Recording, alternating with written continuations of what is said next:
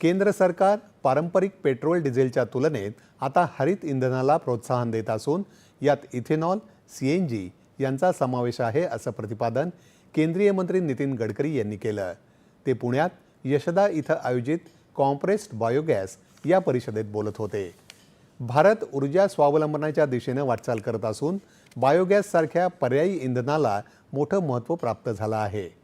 कचऱ्यातून समृद्धी या संकल्पनेला मूर्तरूप देण्यासाठी ही परिषद एक महत्त्वपूर्ण पाऊल ठरणार असल्याचं त्यांनी अधोरेखित केलं।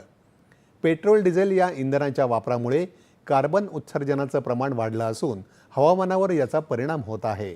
यामुळे सरकार हरित इंधनाला प्रोत्साहन देणारे विविध उपक्रम राबवत असून या क्षेत्रातल्या स्टार्टअप्सलाही प्रोत्साहन मिळत असल्याचं त्यांनी सांगितलं।